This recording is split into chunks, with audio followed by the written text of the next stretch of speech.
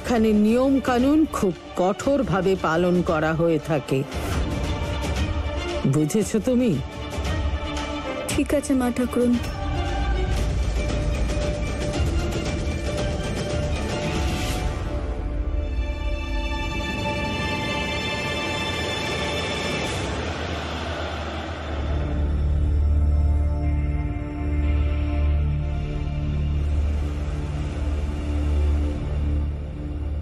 উফ ছন্দ, দেখ একবার,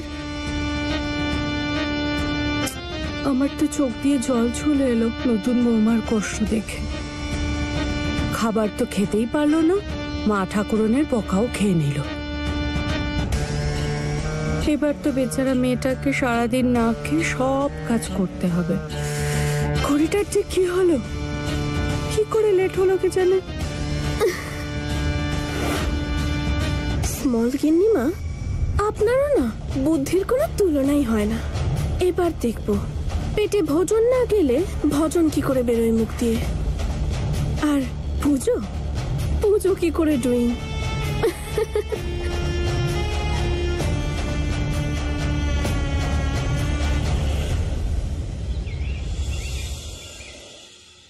ও হলো ফুল, এই বাড়ির নতুন বউ। আশীর্বাদ নাও মা।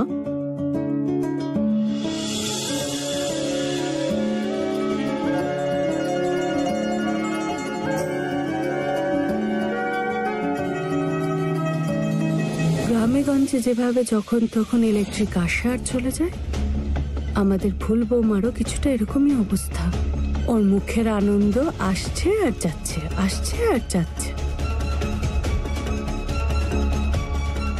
একদম লাইটের মতো, একবার অনই একবার অফিং। আরে আমি তো অপেক্ষা করছি ওর মুখের আনন্দ কবে একেবারে শেষ হবে। তারা দিদি কোথায়? এই অনুষ্ঠানে তো ওনাকেও থাকতে হবে। ওনাকে ছাড়া এই নিয়ম কি করে পালন করা হবে? এই বাড়ির বৌমাও নেই। তারা দিদির জন্য এই ব্রত কতটা বিশেষ আর পবিত্র হবে। হয়তো সকাল থেকে শোভনবাবুর জন্য কিছুই খায়নি। এই নিয়ম পালন না করে কোথায় চলে গেলেন উনি?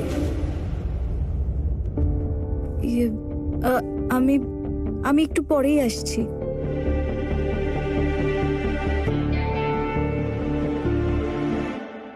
তাড়াতাড়ি খেয়ে নিন বড় দিদিমণি, অনেক কষ্ট করে নিয়ে এসেছি আমি।